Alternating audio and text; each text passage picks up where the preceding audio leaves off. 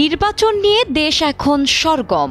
ঘোষণা হয়ে গেলেও নির্বাচন নিয়ে অনেকের মনে সংশয় রয়ে গেছে। নির্বাচন ঠিক কবে হবে এ নিয়ে জনমনে তৈরি হয়েছে ব্যাপক আগ্রহ। এবার আবারও জাতীয় নির্বাচনের সময় জানিয়ে বিবৃতি দিল অন্তর্বর্তী সরকার। এতে কি তবে দূর হচ্ছে সংশয়? আগামী বছরের ফেব্রুয়ারির মাঝামাঝি সময়ে জাতীয় নির্বাচন আয়োজনের জন্য বাংলাদেশ প্রস্তুত রয়েছে বলে জানিয়েছেন অন্তর্বর্তী সরকারের প্রধান উপদেষ্টা ডক্টর মোহাম্মদ ইউনূস। সে অনুযায়ী প্রস্তুতিও চলছে। মঙ্গলবার সকালে মালয়েশিয়ার রাজধানী কুয়ালালামপুরে দেশটির প্রধানমন্ত্রী আনোয়ার ইব্রাহিমের সঙ্গে দ্বিপাক্ষিক বৈঠক করেন প্রধান উপদেষ্টা। বৈঠকে দুই দেশের মধ্যে দ্বিপাক্ষিক সম্পর্ক জোরদারে বেশ কিছু গুরুত্বপূর্ণ বিষয়ে আলোচনা হয়।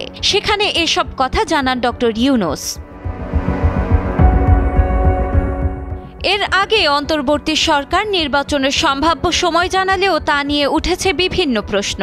নির্বাচন নিয়ে রাজনৈতিক দলগুলোর মধ্যে নানান মতবিরোধ আলোচনায় আসছে বারবার। জাতীয় নির্বাচনের সম্ভাব্য সময় ঘোষণা করা হলেও সংশয় সন্দেহর দোলাচলে রাজনৈতিক অঙ্গনে রয়ে গেছে বিভেদ ও অবিশ্বাসের সুর।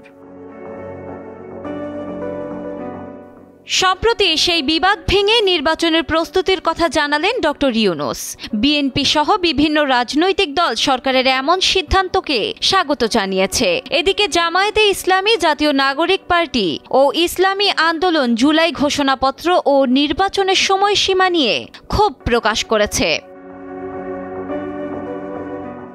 বর্তমানে প্রধান উপদেষ্টা 3 দিনের সফরে আছেন মালয়েশিয়ায়। সফরের সময় জুড়ে তিনি মালয়েশিয়ার ব্যবসায়ী প্রতিনিধি, প্রবাসী বাংলাদেশি এবং নীতি নির্ধারকদের সঙ্গে একাধিক বৈঠকে অংশ নেবেন বলে জানা গেছে। প্রথম দিনের বৈঠক শেষে বাংলাদেশ ও মালয়েশিয়ার মধ্যে মোট 5টি সমঝোতা স্মারক সই হয়, যার মধ্যে রয়েছে প্রতিরক্ষা, শ্রমবাজার, জ্বালানি, বিদ্যুৎ এবং রোহিঙ্গা সংকট নিয়ে সহযোগিতা। এছাড়াও 3টি নোট অফ এক্সচেঞ্জ সই হয়েছে। মালয়েশিয়ান ব্যবসায়ীদের উদ্দেশ্যে প্রধান উপদেষ্টা বলেন, বাংলাদেশে বিনিয়োগের বড় সুযোগ রয়েছে। এখানে সম্ভাবনা অপার। বিনিয়োগের পরিবেশ এখন অনেক স্থিতিশীল এবং ব্যবসা বান্ধব।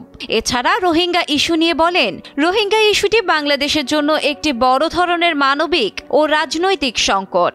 এই সংকট সমাধানে আঞ্চলিক সংগঠন আসিয়ানের সহায়তা প্রয়োজন। তিনি আশা প্রকাশ করেন, আসিয়ান ভূমিকা রাখবে এই সমস্যার টেকসই সমাধানে। ডেস্ক রিপোর্ট, সময়ের আলো।